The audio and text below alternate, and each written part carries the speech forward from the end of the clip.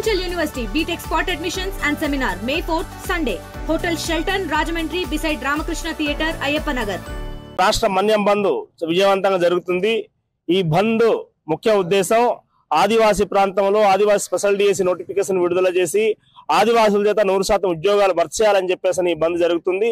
రాష్ట్ర ముఖ్యమంత్రి గారు అరకు సభలో కానీ ప్రపంచ ఆదివాసీ దినోత్సవం సందర్భంగా కానీ ఆదివాసులకి ఈ డిఎస్సి ద్వారా ఆదివాసీ డిఎస్సి ద్వారా భర్తీ చేస్తాం, 100% రిజర్వేషన్ చట్టబద్ధత కల్పిస్తామని చెప్పేసి ప్రకటించి ఉన్నారు. అది అమలు చేయమని చెప్పేసి అడుగుతున్నాం. అంతేకాకుండా ఈ మెగా డిఎస్సిలో ఆదివాసులకు తీవ్ర అన్యాయం జరిగింది. రాష్ట్ర వ్యాప్తంగా 766 పోస్టులు ఆదివాసీ ప్రాంతం ఐడిడిఏ పరిధిలో నోటిఫై చేస్తే కేవలం 45 పోస్టులు ఆదివాసులకు ఇవ్వడం చాలా దుర్మార్గం, అన్యాయం. అందుకనే ఈ బంద్ విజయవంతంగా జరుగుతుంది. ఇప్పటికైనా సరే రాష్ట్ర ప్రభుత్వం ఖచ్చితంగా ఆదివాసీ నోటిఫికేషన్ ఇచ్చి ఖచ్చితంగా భర్తీ చేయాలని చెప్పేసి డిమాండ్ చేస్తాం. లేని పక్షంలో ఖచ్చితంగా పద్ధతిన పోరాటానికి ఆదివాసీ సమాజం అంతా సిద్ధపడుతుందని చెప్పేసి ఈ సందర్భంగా రాష్ట్ర ప్రభుత్వం హెచ్చరించింది. మెగా డిఎస్సిలో గిరిజనులకు చాలా అన్యాయం జరిగింది. ఇది చాలా దుర్మార్గము. సుమారు 24 పోస్టులే దక్కడం చాలా దురదృష్టకరము. ఇటు గిరిజనులు భారీ ఎత్తున ఆందోళన చేస్తున్నారు. ఈరోజు రేపు కంటిన్యూగా గిరిజనుల సమస్య పరిష్కారం అయ్యేంత వరకు ప్రతి గిరిజనుడు ఇందులో స్వచ్ఛందంగా పాల్గొంటున్నారు. మన్యం బంద్ సార్వత్రికంగా లాక్డౌన్ పద్ధతిలో ప్రభుత్వం వారు స్పందించకపోతే ఇది కంటిన్యూ జరుగుతూనే ఉంటుంది. ప్రభుత్వము ఈరోజు నరేంద్ర మోడీ గారు ఆంధ్ర గడ్డ పైన వచ్చారు. రాష్ట్ర ప్రభుత్వం గిరిజనులు సమస్యలు ఆయన దృష్టికి తీసుకెళ్లి గిరిజన నిరుద్యోగ ఉద్యోగ భద్రత చట్టం తీసుకొస్తేనే గిరిజనులకు న్యాయం జరుగుతుంది. రాష్ట్ర వ్యాప్తంగా ఏజెన్సీ ప్రాంతాలంతా కూడా ఆదివాసులంతా కూడా జీవో నెంబర్ 3ని పునరుద్ధరించాలని, లేదా దానికి ప్రత్యామ్నాయంగా ఇంకో జీవోను ప్రవేశపెట్టి వెంటనే స్పెషల్ డిఎస్సిని ప్రకటించి ఆదివాసులకు న్యాయం చేయాలని చెప్పేసి, అలాగే చంద్రబాబు నాయుడు ఎలక్షన్ల ముందు ప్రకటించిన విధంగానే ఏజెన్సీ ప్రాంత వాసులకి స్పెషల్ డిఎస్సి ప్రకటించి ఆదివాసీ ప్రాంతాల్లో ఉండేటటువంటి ఉద్యోగాలంతా కూడా ఆదివాసులకే కేటాయిస్తామని చెప్పడం జరిగింది. ఆ మాటని ఈరోజు నిలబెట్టుకోవాలని చెప్పేసి మరి తీవ్రంగా మేము పరిగణిస్తున్నాం. కాబట్టి చంద్రబాబు నాయుడు ఒక్కసారి ఆలోచించుకోండి మీరు. ఎందుకంటే ఆ రోజు మీరు గద్దెనెక్కాలనేటటువంటి ఉద్దేశంతో మరి ప్రగల్భాలు పలికి ఈరోజు మరి దీన్ని మీరు కనీసం నిమ్మకు నీరెత్తనట్లు ఉండిపోయారు. కాబట్టి దీన్ని మరి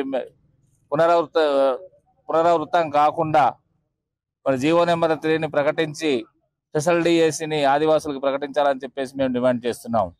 లేని పక్షంలో రానున్న రోజుల్లో ఇంకా మేము ఉధృతం చేసేటటువంటి పరిస్థితి అయితే ఖచ్చితంగా ఉంది. గతంలో 275 జీవో ఉండింది. ఆ 275 జీవోను తీసేసి మరి జీవో నెంబర్ 3ని ప్రకటించడం అనేటటువంటి జరిగింది. అది మొన్న 2022 వరకు కూడాను ఏజెన్సీ ప్రాంతాల్లో ఉండేటటువంటి ఉద్యోగాలంతా కూడా ఏజెన్సీ ప్రాంత వాసుల చేతనే భర్తీ చేసేటటువంటి ప్రక్రియ జరిగేది. కానీ ఈరోజు సుప్రీంకోర్టు జీవో నెంబర్ 3ని కొట్టివేసిన కారణంగా మరి ఆదివాసీ నిరుద్యోగులంతా కూడా చాలా మతమవుతున్నారు. మైదాన ప్రాంతాలకు వెళ్ళలేక, ఏజెన్సీ ప్రాంతాల్లో సరైనటువంటి పరిశ్రమలు నిర్మించక మరి వీళ్ళకి ఉద్యోగ భద్రత అనేటటువంటి లేకుండా పోయింది. ఎక్కడికి వెళ్ళినా సరే ఇంకా చిప్పలు పట్టుకునేటటువంటి పరిస్థితి దాపురించినటువంటి దాఖలాలు ఉన్నాయి. మన్య ప్రాంతాల్లో ఉండేటటువంటి ఖనిజాలంతా కూడా మీరందరూ దోసుకొని వెళ్ళిపోతున్నారు. మైదాన ప్రాంతాల్లో ఉండేటటువంటి భూములు కబ్జాలు చేస్తున్నారు. ఇదన్నీ కూడా ఏజెన్సీ ప్రాంత వాసులకందరూ కూడా తీవ్రమైనటువంటి నష్టాన్ని కలిగిస్తున్నాయి.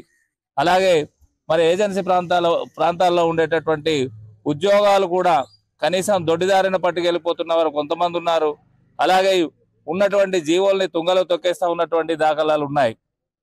మరి ఈరోజు ఇలాంటి కారణాల వల్ల ఏజెన్సీ ప్రాంతాల్లో ఉండేటటువంటి నిరుద్యోగులు చదువుకున్నటువంటి వాళ్ళు వేలాది మంది ఉన్నప్పటికీ కూడా కనీసం వాళ్ళ వైపు కన్నెత్తి చూసినటువంటి దాఖలాలు మీ ప్రభుత్వానికి లేదు. కాబట్టి ఇప్పటికైనా కళ్ళు తెరవండి. రాష్ట్రంలో ఉన్నటువంటి గిరిజన ప్రాంతాలలో విద్యార్థుల్ని సంపూర్ణమైనటువంటి విద్యావంతులను చేయాలి. విద్యావంతులైనటువంటి నిరుద్యోగులకి ఉద్యోగ అవకాశాలు కల్పించాలి. తద్వారా మాత్రమే గిరిజన ప్రాంతాల్లో సంపూర్ణమైనటువంటి ఆర్థిక సామాజిక అభివృద్ధి సాధ్యమవుతుందన్నటువంటి ఆలోచనతోటి 1986లో ఆనాడు ట్రైబల్ వెల్ఫేర్ సెక్రటరీగా ఉన్నటువంటి senior IAS officer SR Shankaran గారు ఇలాంటి జీవోని తీసుకురావడం జరిగింది. కాలక్రమేణా కొద్దిమంది ఆదివాసేతరులు ఆ జీవో మీద సుప్రీంకోర్టును ఆశ్రయించారు. రాష్ట్రపతి ఆదేశాలకు అనుగుణంగా లేదన్నటువంటి ఒకే ఒక్క కారణంతో సుప్రీంకోర్టు ఆ జీవోను కొట్టివేసింది. కొట్టేసిన తర్వాత గత ప్రభుత్వంలో ఉన్నటువంటి వైఎస్ఆర్ కాంగ్రెస్ పార్టీ ఆధ్వర్యంలో ముఖ్యమంత్రి జగన్మోహన్ రెడ్డి గారు ఆ రోజు దాని మీద సుప్రీంకోర్టులో అప్పీల్ కూడా చేయడం జరిగింది. ఆ అప్పీలును కూడా సుప్రీంకోర్టు డిస్మిస్ చేసేసింది. ఆ తర్వాత జగన్మోహన్ రెడ్డి గారు ముఖ్యమంత్రిగా ఉండి ప్రత్యామ్నాయ ఏర్పాట్లు ఏం చేయాలి, జీవో నంబర్ 3 వల్ల ఏజెన్సీ ప్రాంతంలో ఉన్నటువంటి నిరుద్యోగులైనటువంటి అభ్యర్థులకి బ్రహ్మాండమైనటువంటి అవకాశాలు కలిగాయి. ఆ జీవోని సుప్రీంకోర్టు కొట్టేయటం వల్ల వేలాదిగా చదువుకున్నటువంటి నిరుద్యోగులు ఇవాళ తీవ్రమైనటువంటి ఇబ్బందులు పడుతూ మరి దిక్కుతోచని పరిస్థితుల్లో ఇవాళ ఆ అభ్యర్థులు ఉన్నారు.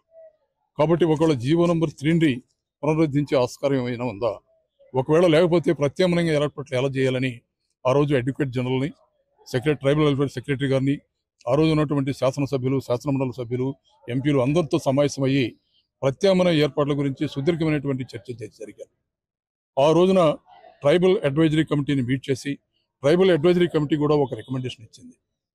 ఇది రాజ్యాంగంలో ఉన్నటువంటి 5వ షెడ్యూల్లో క్లాస్ 2ని సవరించగలిగితే ఇది సాధ్యమవుతుంది అని ఒక ఆలోచన చేసి లీగల్ ఎక్స్పర్ట్తో కూడా మాట్లాడి సుప్రీంకోర్టు జీవోకి వారు ఇచ్చినటువంటి ఆదేశాలకు అనుగుణంగా రాజ్యాంగంలో ఉన్నటువంటి 5వ షెడ్యూల్ని సవరించి ప్రెసిడెన్షియల్ ఆర్డర్ గాని తీసుకొస్తే ఇది సాధ్యమవుతుందన్నటువంటి ఆలోచనతో చేయడం జరిగింది. దురదృష్టం, ప్రభుత్వం మారిపోయింది. చంద్రబాబు నాయుడు గారు ఎన్నికల సందర్భంలో అరకు వ్యాలీ వేదికగా వేలాది మంది గిరిజనుల సమక్షంలో స్పష్టమైనటువంటి మాట ఇవ్వడం జరిగింది. జీవో నంబర్ 3ని పునరుద్ధరిస్తాను, ఒకవేళ సాధ్యం కాకపోతే ప్రత్యామ్నాయ జీవో తీసుకొచ్చినా సరే ఈ ప్రాంతంలో ఉన్నటువంటి ఉద్యోగాలు అన్నీ కూడా ఈ ప్రాంతంలో ఉన్నటువంటి ఆదివాసీ బిడ్డలకు ఇస్తానన్నటువంటి ఒక స్పష్టమైనటువంటి మాటను కూడా ఆయన ఇవ్వడం జరిగింది. 11 నెలలు దాటిపోతుంది. ఈరోజు కనీసం ఆ ఊస ఈ ముఖ్యమంత్రి గారు ఈ ప్రభుత్వం ఎత్తడం లేదు. దాని అర్థం ఏమిటి? కనీసం ట్రైబల్ అడ్వైజరీ కమిటీని కూడా ఈ రోజు కూడా కాన్స్టిట్యూట్ చేయలేదు. ట్రైబల్ అడ్వైజరీ కమిటీని కాన్స్టిట్యూట్ చేయకుండా రాజ్యాంగంలో ఉన్నటువంటి 5th షెడ్యూల్లో క్లాస్ 2ని సవరించడం అనేది సాధ్యం కాదనే సంగతి వారికి తెలుసు. మరి ఆ ప్రయత్నం చేయకుండా స్పెషల్ డిఎస్ని మీరు ఇవాళ ఇష్యూ చేస్తే దాదాపు 500 పైచులకు ఈ ప్రాంతంలో ఉన్నటువంటి చదువుకున్నటువంటి నిరుద్యోగులు అయినటువంటి గిరిజన అభ్యర్థులు తీవ్రంగా నష్టపోయే ప్రమాదకరమైనటువంటి పరిస్థితి ఉంది. ఒక ముఖ్యమంత్రి, సుదీర్ఘమైనటువంటి రాజకీయ అనుభవం కలిగినటువంటి వ్యక్తి అరకు వ్యాలీ వేదికగా ఇచ్చినటువంటి మాట మీద నిలబడకపోతే ప్రజలు ఏమనుకోవాలి? దాదాపు 4 నెలల నుంచి ఈ ప్రభుత్వానికి విజ్ఞప్తి చేస్తూనే ఉన్నాం మేము కూడా. ఇది గిరిజన ప్రాంతంలో ఉన్నటువంటి సామాజిక ఆర్థిక అంశాలకు ముడిపడి ఉన్నటువంటి అంశం. ఇప్పుడిప్పుడే చదువుకొని విద్యార్థులుగా ఉన్నటువంటి విద్యార్థులకి నిరుద్యోగులుగా మిగిలిపోతున్నారు వేలాది మంది. వీరందరికీ ఉద్యోగ అవకాశాలు కల్పించాలి, జీవో నంబర్ 3 పునరుద్ధరించాలి. సాధ్యం కాకపోతే ప్రత్యామ్నాయమైనటువంటి జీవోని తీసుకురావాలి. అలా తీసుకువచ్చేదాకా ట్రైబల్ ఏరియాలో ఉన్నటువంటి ఉద్యోగులన్నీ కూడా స్పెషల్ డిఎస్టీ ద్వారా ప్రకటించాలి. ఇదే మా ప్రధానమైనటువంటి ఆలోచన. ఈ ఆలోచనతో ఇవాళ ఈ కార్యాచరణని ఇవాళ ప్రారంభించాం. ఉద్యమం స్టార్ట్ అయింది. ఇవాళ ఈ ప్రాంతంలో ఉన్నటువంటి వామపక్షాలు కానివ్వండి, ప్రజా సంఘాలు కానివ్వండి, రాజకీయ పార్టీలు కానివ్వండి, అన్నిటికీ మించి గిరిజన ప్రజానీకం అందరూ కూడా సంపూర్ణంగా మద్దతు ఇస్తున్నారు. మరిన్ని వీడియోస్ కోసం ఛానల్ ని సబ్స్క్రైబ్ చేయండి. లేటెస్ట్ అప్డేట్స్ కోసం వాట్సాప్ ఛానల్ ని ఫాలో అవ్వండి. ఆ లింక్ డిస్క్రిప్షన్ లో ఉంది.